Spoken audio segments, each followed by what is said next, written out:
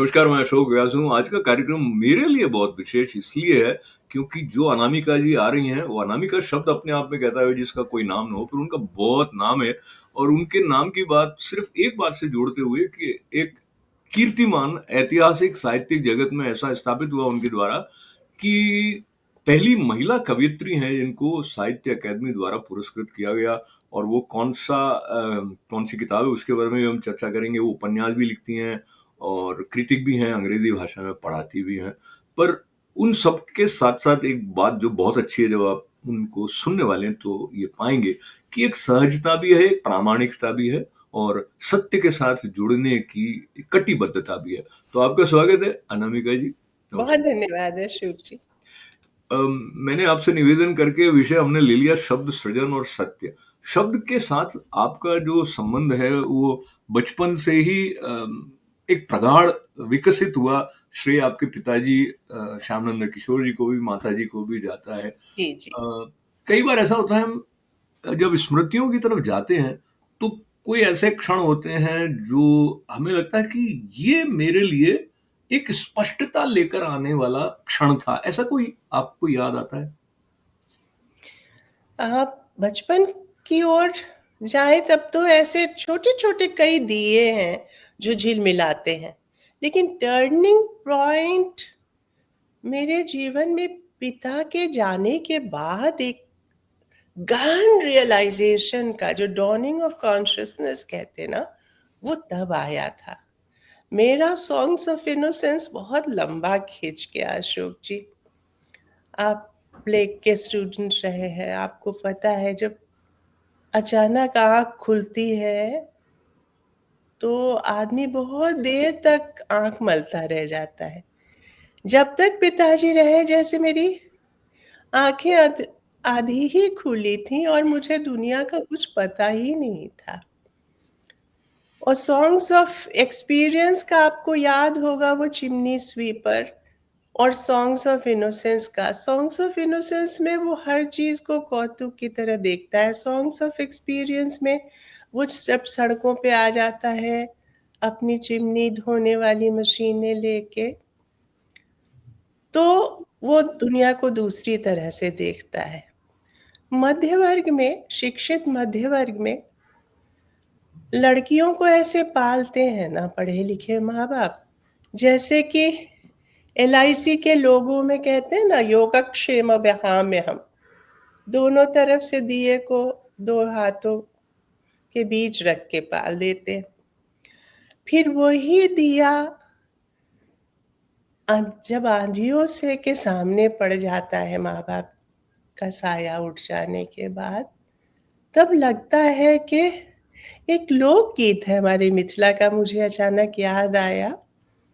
वो है कि बालिका वधुएं होती थी, उसकी तरफ से एक गाना है कि सूतल छलिए बाबा के भवनवा, अचके में आयल कहार हो।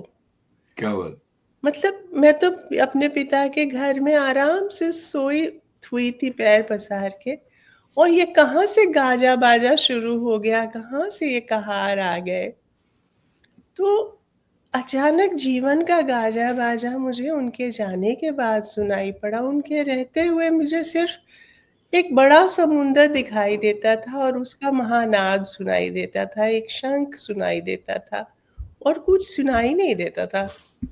प्रकृति दिखाई देती थी, लोगों का अंतरतम दिखता था और सब जगह हरियाली ही दिखती थी, एक सुनहरी चमक दिखती थी। बाद में धीरे-धीरे रहस्य खुला कि मनुष्य में कितनी क्लिष्टताएँ हैं। जब मुझे पढ़ने के लिए दिल्ली भेजा गया, दिल्ली का जो जीवन था गर्ल्स हॉस्टल का, वहाँ हर घर में, हर कमरे में एक नई कहानी, और वो अंतर्राष्ट्रीय हॉस्टल था। वहाँ बहुत तरह की जटिलताएँ थी। मैंने पहली बार देखा कि किन परिस्थितियों में लोग शराब पीते हैं, शराब पी के क्या बात करते हैं, लड़कियों के जीवन में भी कैसी परेशानियाँ हैं और उनके संबंध यथार्थ से कितने चितकबरे हैं और उनके जीवन में कितने कटु अनुभव हैं। ये धीरे-धीरे मुझे जब समझ में आने लगा, तो मुझे लगा कि मैं अचानक, जैसे एक ताजमहल फ़िल्म का दृश्य है ना कि प्रदीप कुमार अचानक रातों-रात बूढ़ा हो जाता है। वो जो मर जाती है मुमताज़ महल, तो मुझे वो कभी की देखी हुई फ़िल्म याद आती है कि वो अचानक ही अगले शूट उसके बाल सफ़ेद हो गए।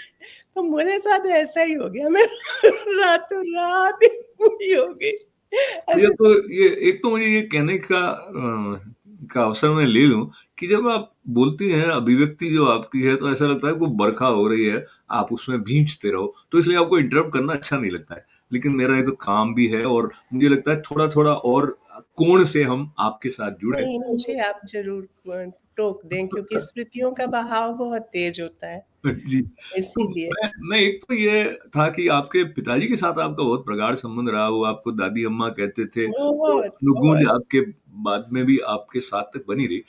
आपका जो एक विशेष फ़ोकस रहा है लेखन में, वो महिला संबंधी या फ़ेमिनिस्ट जिसे कहते हैं ऐसा, जो कि जो टिपिकल एक फ़ेमिनिस्ट की इमेज बनती है, आप उसमें कहीं फिट नहीं होती हैं। दूसरा आपके जो प्रारंभिक अनुभव रहे, वो भी उस प्रकार के नहीं रहे, क्योंकि परिवार में बहुत नहीं, आत्मीयता मैंने हिंसा जीवन में स्वयं नहीं झेली, लेकिन मैंने कहा ना ट्रांज़िशन जो हुआ इसीलिए मुझे हिंसा बहुत तकलीफ़ देती है, बहुत झटके देती है। उम, मतलब और इसीलिए मैं मतलब उन लड़कियों अच्छा स्त्रियों का जीवन ही मैंने देखा क्योंकि मैं ज़्यादा स्त्रियों के बीच ही रही। बचपन में भी जिस तरह का जीवन था, बहुत ज़्यादा लड़कों से या पुरुषों से हम जिस समय शुरू में जहाँ पढ़ते थे, वहाँ तो पिता मतलब टीचर के पीछे-पीछे ही जाती थीं लड़कियाँ, अलग ही बैठ जाती थीं और उसके बाद मतलब मैंने ज़्यादा लड़कों, पुरुषों को प्रत्यक्ष नहीं देखा था। बाद के जीवन में भी बहुत ऐसा मौका नहीं मिला, तो ऑथेंटिक ढंग से मैं नहीं कह सकती कि पुरुष चित्त में क्या चल रहा है तब तक जब तक मैं खुद माँ और टीचर नहीं बन गई। और बच्चों के जो मेरे बच्चों के जो दोस्त हैं, मेरे घर आने-जाने नहीं लगे और मैंने जो मेरे विद्यार्थी थे वो भी मुझे माँ की तरह नहीं देखने लगे, तब तक मुझे पुरुष चित्त और मेरी शादी जब हुई तभी भी मुझे शादी के बाद समझ में आने लगा कि पुरुष चित्त को भी कितने झटके झेलने पड़ते हैं। हमारे यहाँ धर्म, अर्थ, काम, मोक्ष 4 पुरुषार्थ कहे गए हैं और इसमें 2 भौतिक हैं, नितांत भौतिक हैं, अर्थ और काम और बाकी दोनों आधि भौतिक हैं, धर्म और मोक्ष। मगर हमारे यहाँ ये भी है समझ व्यक्त-अव्यक्त रूप में कि जो आधि भौतिक है वो भौतिक से जुड़ा हुआ है। अब धर्म और मोक्ष तो अभी जाने देते हैं, जिस समाज में रोटी के लाले हों, रोज़गार के लाले हों, जहाँ अपमान की राजनीति खेली जाती हो, वहाँ पुरुष चित्त भी बहुत ज़्यादा परेशान रहता है। तो मैंने बहुत सारी ऐसी उसी समय मैं यूनिवर्सिटी में मैंने पढ़ाना भी शुरू किया, तो जो एक पेपर पढ़ाया जाने लगा विमेन्स स्टडीज़ का, वो भी हमने बहुत सारे सिल्विया प्लाथ को, एमिली डिकिंसन को, एन सेक्सटन को या जितनी भी विश्व स्तर पर अच्छी कथाकार और कवि हुई हैं जिनकी एक स्त्री की के के निकष से स्त्री के समझिए कि उसके नज़रिए से जिन्होंने न सिर्फ स्त्री जीवन बल्कि स्त्री लेंस से युद्ध भी देखा, दंगे भी देखे, फ़साद भी देखे, मास एक्सोडस भी देखा, भूखमरी भी देखी, कॉन्फ्लिक्ट ज़ोन भी देखा। तो स्त्री का एक सिर्फ़ नज़रिया होता है और स्त्री का नज़रिया क्या होता है?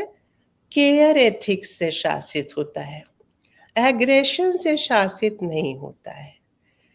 तो एग्रेशन के ज़माने में हम पैदा ज़रूर हो गए, लेकिन और एग्रेशन का ज़माना हमेशा ही समानांतर रहा है, लेकिन बाद में स्त्रियों ने युद्धभूमि में भी हाथ उठाकर कहा कि अब और नहीं। और उसके बाद विश्व युद्ध के बाद का साहित्य जो है, वो स्त्रियों का रचा हुआ जो साहित्य है, या हमारे यहाँ भी बँटवारे के बाद का जो साहित्य है, जो हिंसा के गर्भ चीर के निकला हुआ साहित्य है, वो उसी तरह से करुणार्त पुकार लेता है और नए तरह से जीवन जीने का संकल्प लेता है, जहाँ पर कोई किसी का हक न छीने और पुरुषार्थ हीन होने का दंश न हो उन गरीब लोगों को या ऐसे अवर्ण लोगों को, जैसे दलित आदि को, और अल्प्स और मुझे लगता है आदिवासियों को भी, और किसी भी अनादृत समूह को, कि हमारे पास रोटी नहीं है, रोज़गार नहीं है, तो हम पुरुष कैसे हैं? हमको तो कोई पुरुष समझेगा ही नहीं। जी, अनामिका जी, मैं फिर से जी। यहाँ ये एक एक जैसा होता है, हम कनेक्टिंग द डॉट्स कर रहे होते हैं जीवन में कई बार। इस तरह की स्थितियों का जो आपने संकेत किया, उनमें भी अर्थ ढूँढ रहे होते हैं कि इसमें तारतम्य क्या है? इसमें मेरे होने का सत्य जो है, वो किस तरह से प्रवाहित हो रहा है? तो उस दिशा में जो आपके प्रारंभिक अनुभव थे, दिल्ली के अनुभव थे, आपने जो जिस तरह समाज देखा, उन अनुभवों को जब कविता के द्वारा आप अपने को व्यक्त करती थी, तो वो आपके सत्य तक पहुँचने का एक मार्ग बनता था। उसके द्वारा कविता आपके लिए क्या भूमिका अदा करती रही? आपकी अनुमति लेके मैं आपकी कविता का एक छोटा-सा अंश अपने दर्शकों तक लिखा लिखा हुआ जो यहाँ पे मैंने ले लिया था, हुँ। वो है, पढ़ा गया हमको जैसे पढ़ा जाता है कागज़, बच्चों की फटी कॉपियों का, चना जोर गरम के लिफ़ाफ़े बनाने के पहले। ये अंश है आपकी एक कविता का। आप टेक ओवर करें कविता और सत्य। अब जैसे रैन बसेरा है, आपने देखा होगा, जो अनाथ बच्चे होते हैं या रिक्शा वाले होते हैं, फुटपाथ पे चलने वाले लोग होते हैं, कभी-कभी उनको एक रैन बसेरा दे दिया जाता है कि जाके वहाँ सो जाओ। उसी तरह मेरी कविता एक रैन बसेरा है मेरे अनाथ अनाथ सोचों के लिए। मेरे जो विचार हैं, जो अनाथ भटकते रहते हैं दिन भर, सबका देख के, आप बीती जग बीती सब देख के, जो भी हाफ थॉट्स, अर्चिन थॉट्स इधर-उधर भटकते रहते हैं, उनका एक रैन बसेरा है जहाँ वो गले-गले मिलके 2 बच्चे जैसे सो जाएँ। कभी आपने देखा ही होगा, खटोलों पे 2 बच्चे मिलके सोए हैं और एक का आँसू दूसरे के गाल पे टपक गया है। वो चाहे लड़के ही सोए हों, मगर गले मिलके सोए हैं। तो वैसे दृश्य कविता में कॉम्प्लेक्स इमेज, आप अंग्रेजी साहित्य के इतने प्रखर विद्यार्थी रहे हैं, आपको पता है ये कॉम्प्लेक्स इमेजेस जो भी बनती हैं, उसमें कॉस्मिक कॉमनप्लेस गले झप्पी लगा के सो जाता है। जैसे जॉन डन की कविता में मेटाफिज़िकल विट में पर्सनल पॉलिटिकल झप्पी लगा के सो जाता है, उन्हीं बच्चों की तरह। 2 जीवन की जितनी बाइनरीज़ हैं, झप्पी लगा लेती हैं। तो एक ठिकाना, एक ठौर देने का, पूरी दुनिया को माँ की निगाह से देखने का जो मेरा संकल्प है, जो मेरा सत्य है, जो प्रेम से, उस प्रेम से और विश्वास से निकला है, जो मुझे बचपन में मिला, जो मुझे मानने नहीं देता कि कोई व्यक्ति अगर अनुचित व्यवहार कर रहा है या खराब व्यवहार अटपटा कर रहा है, तो वो बुरा ही है। जो ये मानता है कि बुद्धत्व के बीज सब में है, देवत्व के बीज सब में है। अगर अगर कोई में लगातार मुझे काँटे चुभा रहा है, तो मेरा कर्तव्य है कि मैं जानूँ कि उसको कौन-सा काँटा चुभा है और उसके पैर से वो मैं काँटा निकाल दूँ। मेरे बचपन के अर्जित सत्य ने, प्रेम के और विश्वास के तर्क ने, सत्य ने मुझे, मेरे भीतर ये ऊर्ध्वबाहु संकल्प भरा अशोक जी, कि मैं किसी को जज ना करूँ। और हमारी आपकी ट्रेनिंग भी साहित्य की है, हम एक ही चीज़ साहित्य कराता है कि हमें जज नहीं करने देता, उसकी परिस्थिति मनस्थिति में प्रवेश करने का। अब मैं ना, मेरी धर्मपत्नी वकील हैं, ये मैंने ऐसे ही कह दिया, पर मैं वकालत की दृष्टि से कह रहा हूँ, अगर आप जज नहीं करती हैं, तो जो फेमिनिस्ट लेबल वाला साहित्य है, जिसमें आप एक पक्ष के संदर्भ में अधिक मुखरित हो रही हैं, तो वो वो तो मेरा देखा हुआ पक्ष है ना, तो मैं उसी लेंस से देखती हूँ, लेकिन लेंस से मैं सारा समाज देखती हूँ। चूंकि मेरे अनुभव का संसार ही ऐसा है, अभी एक दोस्त पुरुष के साथ मिलके एक दोस्त समाज बनाना ये आदर्श होगा। लेकिन अभी ऐसे धीरोदात्त नायक नहीं हुए हैं जिनके साथ आदमी आराम से बैठ के एक दोस्त समाज बनाने की कल्पना कर सके। तो स्त्रियों का एक बहनापे वाला, जैसे कि अमृता शेरगिल की पेंटिंग में आप देखते होंगे, एक सामूहिकता स्त्रियों की एक तरफ बैठी है एक दूसरे के, या खटोलों पे देखते होंगे आप, जब जोधपुर में देखते होंगे, मैंने मुजफ्फरपुर में देखा, एक दूसरे के बालों से जुएं निकालती हुई में, जी वो एक सामूहिकता बन गई है जो भय से, क्योंकि पुरुष अभी दोस्त बनने लायक हुए नहीं है अभी। काम क्रोध और लोभ तीनों का सरप्लस आ गया है, चाहे अच्छा, जिस अब कारण से अब हो। इसमें इसमें क्या है कि वैसे तो तो मैं जज तो पुरुष को, वही गांधी जी वाली बात, हम्म, कि पुरुष को क्या जज करना। भे वो सिस्टम है जो जो एक को भेड़ और दूसरे को भेड़िया बनाता है, उस सिस्टम को जज करना, वही पाप से घृणा। तो मैं तो गांधी से भी माइल्ड होकर कहना चाहती हूँ कि घृणा तो किसी से भी नहीं करनी है, लेकिन जो चीज भय पैदा कर रही है, आपको भेड़िया और मुझे भेड़ बना रही है, गरीब आदमी को अमीर आदमी के खिलाफ, स्त्री को पुरुष के खिलाफ, दलित को गैर दलित के खिलाफ, या इस तरह की जितनी बाइनरीज हैं वो खिलाफ खड़ा कर रही है, वो सब खत्म हो जाए। और ये संवाद से ही, जैसे हम आप संवाद कर रहे हैं, जितने भी संवाद संभव होंगे जीवन में, तो रिजॉल्व जी, करना। जी हम्म। अनामिका जी, बहुत सारी लहरें जो है ना संसार में एक साथ चल रही होती हैं। अभी जो शीर्ष पर कई समाचार ऐसे हैं जो नारी के दूसरे स्वरूप के बारे में कुछ इंगित करते हैं। आपने भी देखे होंगे अखबारों में। मैं किसी विशेष समाचार की तरफ नहीं, लेकिन जो एक कोमलता के भाव के साथ में नारी की छवि रही थी, वहां से कुछ कुछ बदलाव आ रहे हैं। मुझे लगता है हमेशा समाज एक स्टेट ऑफ फ्लक्स में रहता है। पर मैं अब तक ये बात लेके आना चाहता हूँ, क्योंकि हमारा समय कम है, इसलिए मैं इस पड़ाव पे आ जाता हूँ, फिर हम वापस इधर लौटेंगे।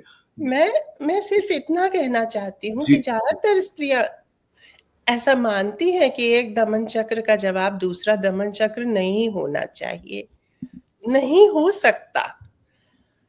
लेकिन कुछ लोग रिएक्शनरी होते हैं, स्वभाव से हो जाते हैं, प्रतिक्रियावादी हो जाते हैं, उसमें पुरुष भी और स्त्रियां भी।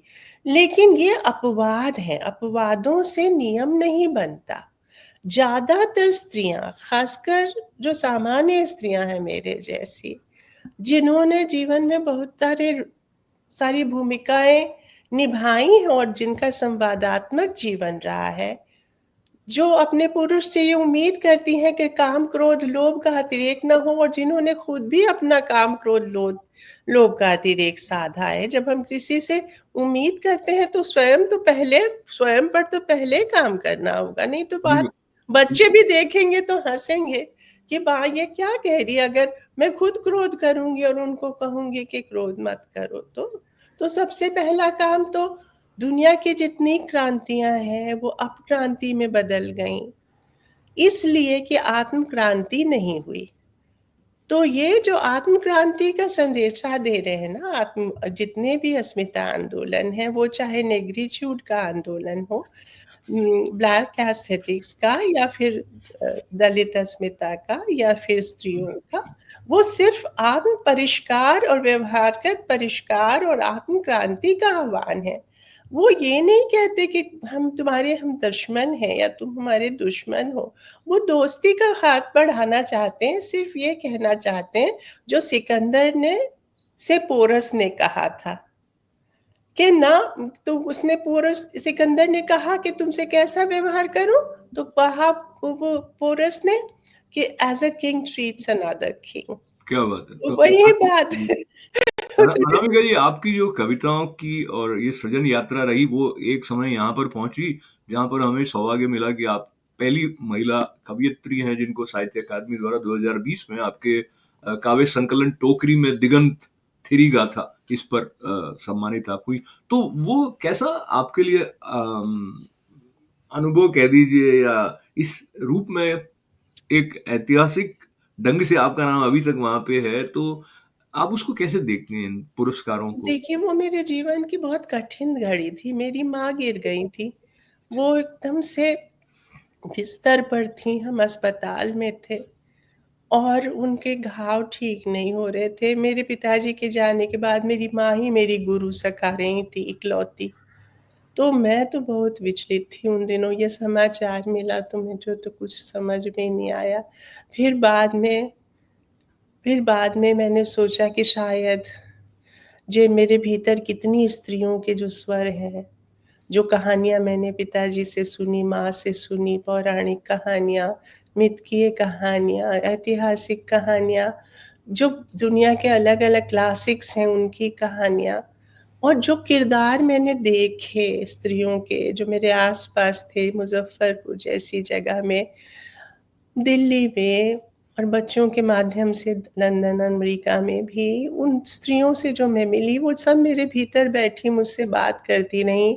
तो ये बातचीत किसी ने सुन ली है शायद, और सबकी बात कहीं पहुँच गई है।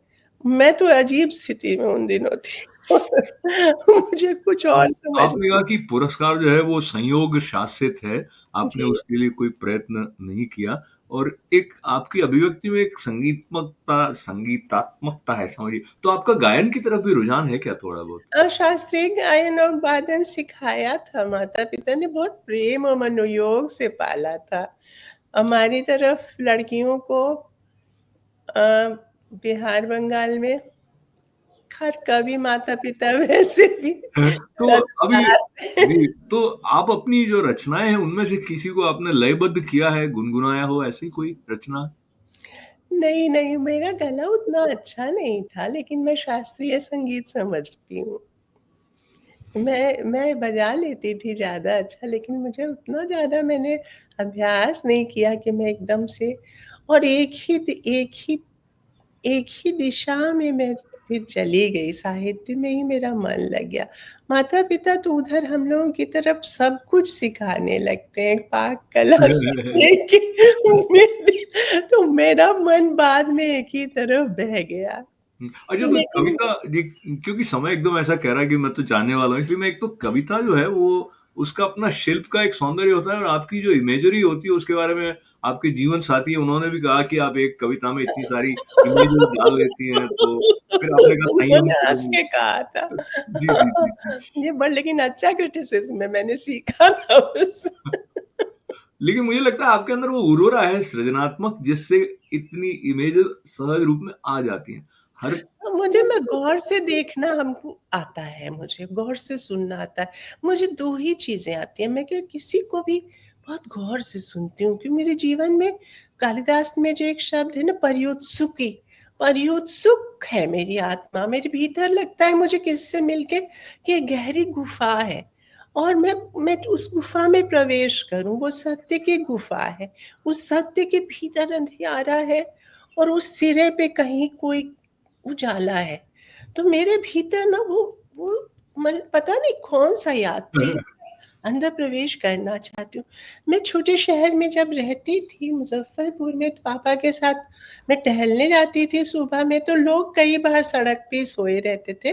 तो मुसहरी टाँगते थे, मुसहरी मतलब मच्छरदानी, और मच्छरदानी कैसे टाँगते थे?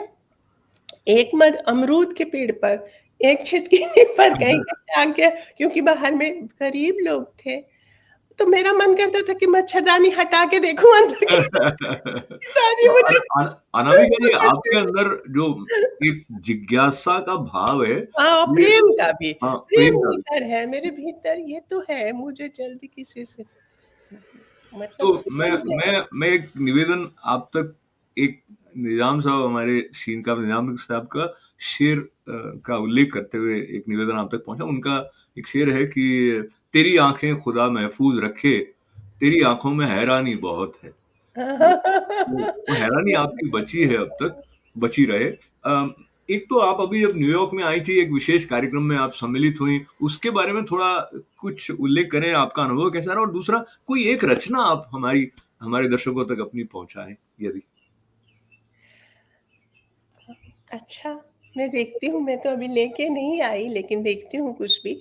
अभी जो कार्यक्रम हुआ उसके बारे में मैं निश्चित कहूँगी कि जैसे गर्टे ने वर्ल्ड लिटरेचर का, आप तो खुद छात्र हैं अंग्रेज़ी के माध्यम से, अ, आप जानते हैं कि वर्ल्ड लिटरेचर की एक बहुत बड़ी अवधारणा हुई थी कि सभी साहित्य, मतलब जितने भी दुनिया के साहित्य हैं, वहाँ की मॉरल ज्योग्राफीज़ हैं, उसको एक वर्ल्ड लिटरेचर के की छत के नीचे लाया जाए ट्रांसलेशन के माध्यम से। ऐसे ही अनूप जी ने कल्पना की है कि सिबलिंग आर्ट फॉर्म्स जितने भी हैं, मतलब जो भी हमारे यहाँ तो 64 कलाएं होती थी, थूकना भी एक कला था, चौका भी एक कला थी, लेकिन 64 कलाओं में कम से कम 5 कलाएं ऐसी उन्होंने चुनी जिनको एक दूसरे से बहनापा होना चाहिए। फ्रांसीसी क्रांति ने जनतंत्र में का एक नारा दिया, फ्रेटर्निटी का, इक्वालिटी और लिबर्टी का, लेकिन भाईचारे से भी ज्यादा महत्वपूर्ण होता है बहनापे का नाता, क्योंकि बहनें सिर्फ शौर्य गाथा एक दूसरे को नहीं सुनाती, अपनी छोटी छोटी विफलताएं भी वो साझा कर लेती हैं, तो वो ज्यादा अंतरंग नाता होता है, स्पॉन्टेनिटी उसमें ज्यादा होती है। तो मुझे लगता है कि अगर कला माध्यमों में अलग अलग लोग बिखरे हैं और कर रहे हैं छोटे कई प्रयास, मैंने देखा कि कोई शास्त्रीय संगीत सिखा रहा है, कोई नृत्य सिखा रहा है और कोई पेंटिंग सिखा रहा है, एक बहुत अच्छा नाटक भी मैंने देखा। मुझे लगा कि अगर ये गलबहियां लगाने की कोशिश कर रहे हैं बहनों के बीच में, कला भगिनियों के बीच में, तो ये एक महत् संकल्प है और इस महत् संकल्प के लिए इनके साथ खड़ा होना हम सबका बहुत जरूरी है। जो जहां से है वहीं से जुड़े और कम से कम हमारे भीतर की जो हिंसा है वो कर्ब करता है। तो हमें मुझे इस बात की खुशी है कि आईटीवी गोल्ड भी उस प्रकल्प में साथ है और हर माह ये उत्सव जी जिसको आपने प्रारंभ किया, जी। आपकी उपस्थिति में जिसका श्री गणेश हुआ, वो चलता रहेगा। हमारी बात के उपसंहार से पूर्व यदि कोई आपकी रचना आपको याद आ गई हो तो। एक बिटी हुई लड़की की कहानी थी, मेरी एक स्टूडेंट है जो आदिवासी थी और उसकी बहुत बचपन में शादी हो गई थी और बाद में उस अपने संकल्प से उसने एक मुकाम हासिल किया, वो कहीं अभी कलेक्टर थी थोड़े दिन पहले। तो उस वो जब मुझे आके बताने लगी, और टीचर को माँ समझने का तो बहुत लोग ऐसा है कि माँ से भी ज़्यादा खुल के बात करते हैं, तो मैंने उसको एक कविता लिख के दी थी और कब? मैं वो टीचर थी जिसने उसकी दगी हुई पीठ भी देखी थी जब वो मार खा के आती थी। तो उसकी उसको निवेदित एक कविता है जिसका शीर्षक है दरवाजा, वो मुझे याद है, मैं पढ़ देती हूँ, छोटी ही स्वागत है। जी। मैं एक दरवाजा थी, मुझे जितना पीटा गया मैं उतना खुलती गई, अंदर आए आने वाले तो देखा, चल रहा है एक बृहद चक्र, चक्की रुकती है तो चरखा चलता है, चरखा रुकता है तो चलती है कैंची सुई, गरज यह कि चलता ही रहता है अनवरत कुछ कुछ, और अंत में सब पर चल जाती है झाड़ू, तारे बुहारती हुई पहाड़ वृक्ष पत्थर, सृष्टि के सब टूटे बिखरे कतरे जो एक टोकरी में जमा करती जाती है मन की दुछत्ती पर। क्या बात है, क्या बात है। तो ये हमारा सौभाग्य है जब अनामिका जी को पढ़ते हैं तो हम संस्कारित होते हैं, उनको सुनते हैं तो हमारे भीतर जो जागरूक होने की सुप्त एक कामना है, वो थोड़ा और हिलोरें लेने लग जाती है। जगत से जुड़ने की, प्रेम से अपनाने की जो भावना आपके व्यक्तित्व में भी है, आपके लेखन में भी है और हम बहुत हल्का-सा अंश स्पर्श कर पाए, पर मुझे लगता है ये परिचय भी अ, उत्साह बढ़ाने वाला है। तो बहुत सारा आपका आभार व्यक्त करते हुए बहुत सारी मंगल कामनाएं अनामिका जी। नमस्कार। हमारे साथ अनामिका जी और आप हमारे साथ बने रहे, आपका आभार, मंगल कामनाएं और नमस्कार। शुक्रिया, आपका भी बहुत आभार।